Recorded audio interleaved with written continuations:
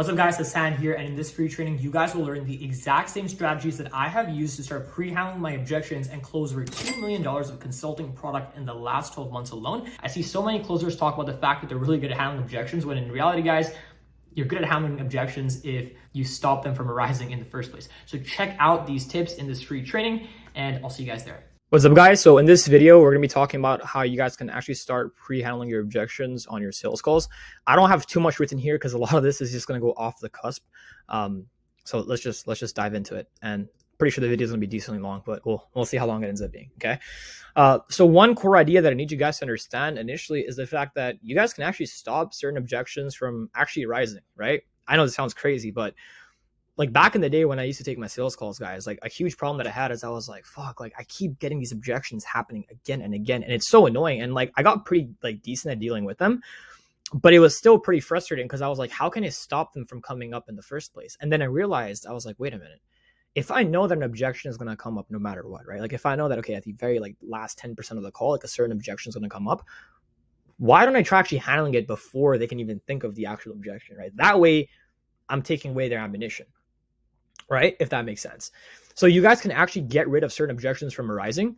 So that way, when the prospect is thinking of like saying said objection, they can't because you guys had already isolated it beforehand. Right? So let me give you guys an example of what this looks like in action. Okay. So we'll take a look at like some common objections that we've all had to deal with in the past, right? Let's start off with the first one, guys. I don't know if right now is the right time to move forward.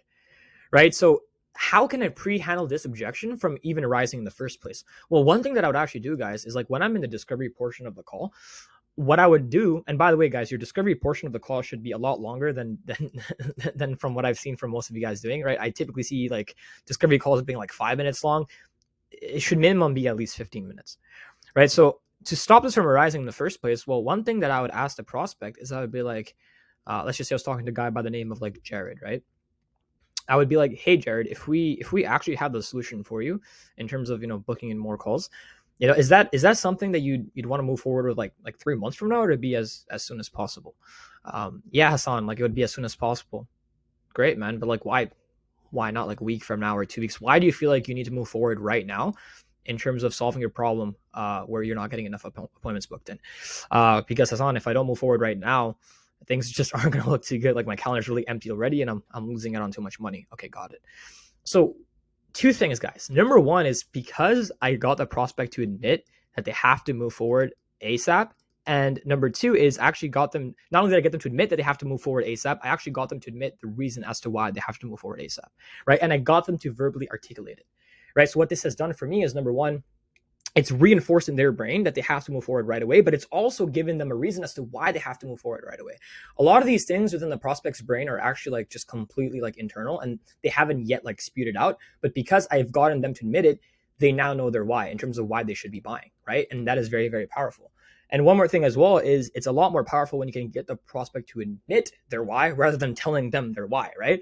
So because I've done this, at the end of the sales call, this objection won't come up. Right? If there is an objection, it's going to be something else, but it won't be this one, right? Because normally, to handle this objection at the end of the call, I would more so be like, hey, you're not booking enough appointments. What do you feel is the opportunity cost of you waiting longer? This, that, this. But again, it's just a lot more difficult because at the end of the call, it's friction, right? It's two people fighting against each other. But if I can already get the prospect to admit this early on, I've dismantled the belief system that they hold, right? In terms of the fact that like maybe right now isn't the right time to move on. And now they don't have extra ammunition to use against me, okay? Let's take a look at another one. I have other responsibilities that I have to focus on.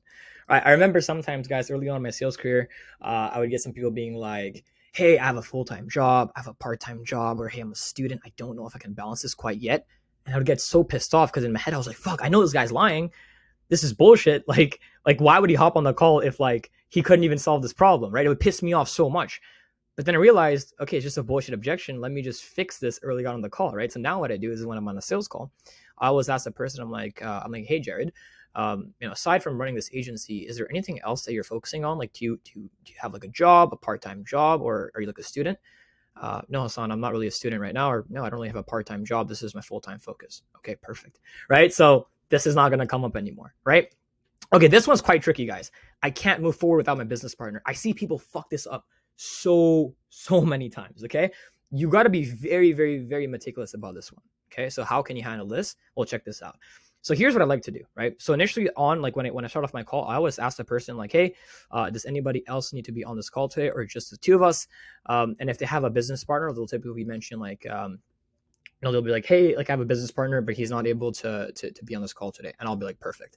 And then what I do is I still go ahead with the call, because I'm not going to be like, oh, if your business partner isn't on this call, we can't continue. No, I don't do that, right?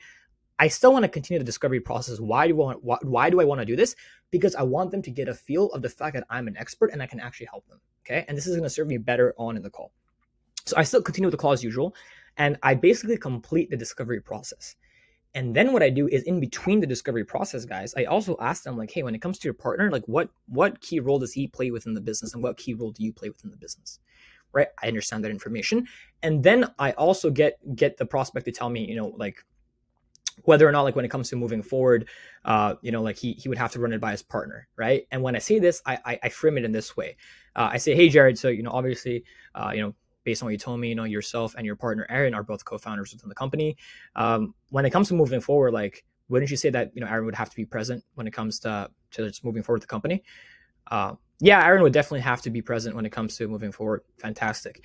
So Jared, like, one thing that I actually would much rather do, and this has just served us a lot better in the past, is like whenever we deal with partners, it just makes significantly more sense when they're both on the call, because I can go ahead and show you what we do in detail, but there's just going to be a lot of friction. We're going to have to show Aaron what we do, and it's going to be tough. And I just want to make sure that you guys we can do each other justice when it comes to moving forward with something like this, right? And in terms of that happening, Aaron would need to be on the call, right? So what I can do right now is I can actually give you a brief walkthrough, just a quick 5-minute walkthrough. And then if this seems like this is something that can actually help you guys, let's go ahead and book in a much more in-depth call. Does that sound fair? Yes, Hassan, that sounds fair. Perfect. And then what I'll do, guys, is I'll share my screen and I'll show Jared a quick little 2 to 3 minute sneak peek, but I'll make it look really cool, right? So I typically have like a lucid chart when it comes to any of the services I sell, and then it'll just be like a lucid chart showcasing what the service looks like. And then at that point, they've gotten a quick little sneak peek, and then I'll just stop it, right? I'll just stop it and I'll be like, hey, Jared, obviously there's a lot more that I want to cover in detail, but I would obviously need Aaron to be on this call. What's a good day this week that works for you, right?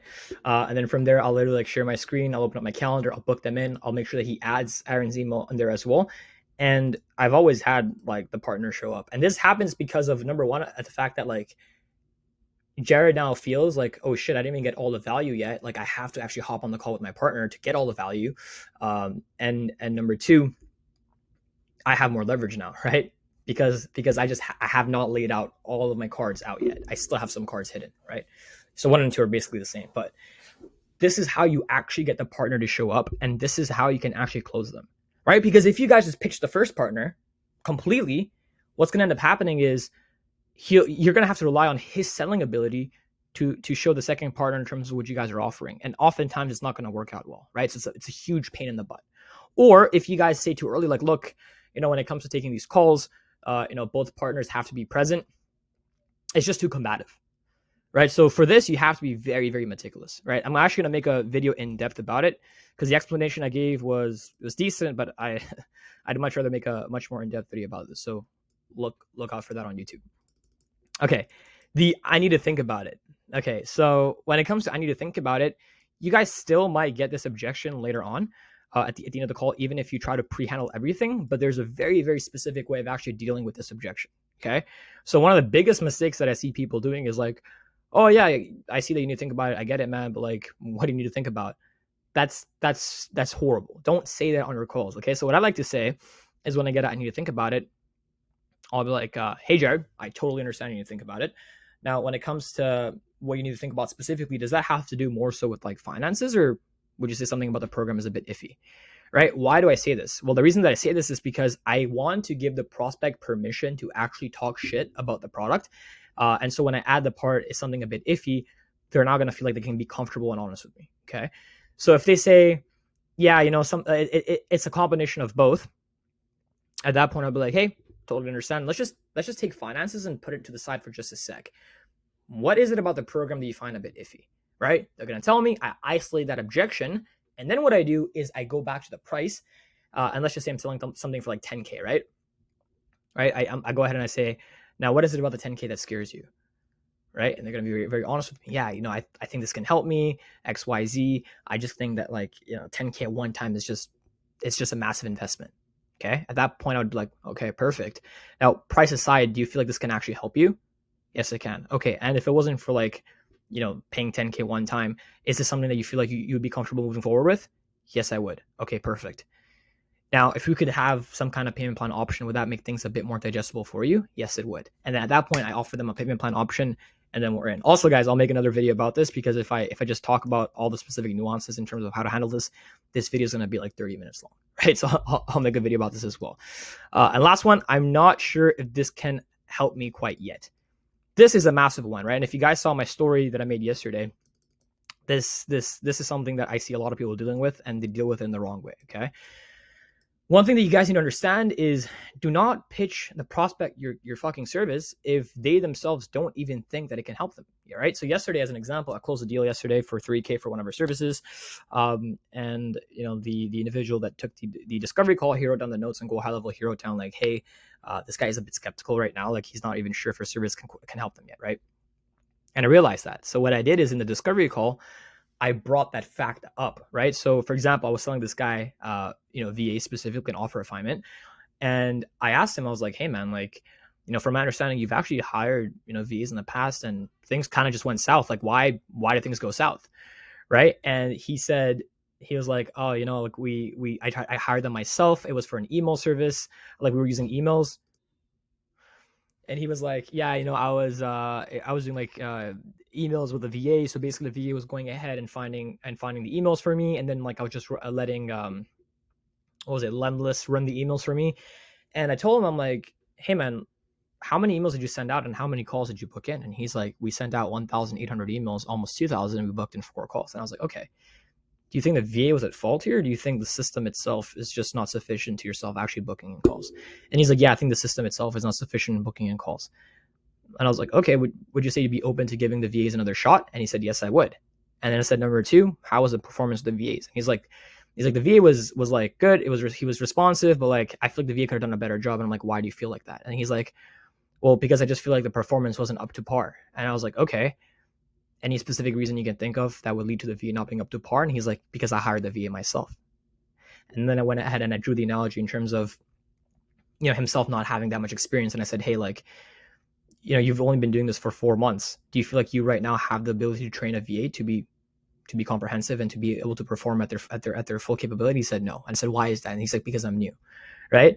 So I got him to admit at the fact that he's new, so he wasn't able to train the VA correctly, and the fact that he would much rather us come in and actually hire a VA for him and train the VA, so the VA can then go ahead and book in appointments for him.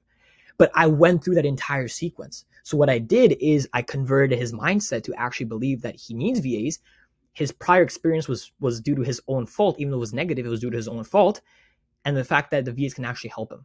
But had I not done that, guys, I could have done everything perfectly. But you know what he would have said at the end? I need to think about it. I'm not sure this can quite help me yet. Very, very rarely people actually admit this to you. Like, if they're already successful, or maybe they're very, very logical people, sophisticated buyers, they'll say this. But oftentimes this right here is disguised by, I need to think about it. Right? So you guys need to be sure that if you sense that the prospect is a bit skeptical about your service, you actually isolate that beforehand. Now you're probably wondering, Hassan, okay, that's sick, but how do I figure out they're already skeptical about my service? Well, what you guys want to do is you guys want to figure out if the prospect has in the past tried something similar to what you're selling them on the actual call. Okay. And then from there, what you do is you get them to dive into their experience about it. If it was negative, perfect. You guys want to make sure they can isolate that actual negative belief and make the prospect realize that they're actually at fault. Okay. And if it's positive, well, then you want to figure out why they even hopped on the call in the first place. Right. But be sure that you guys are actually doing this.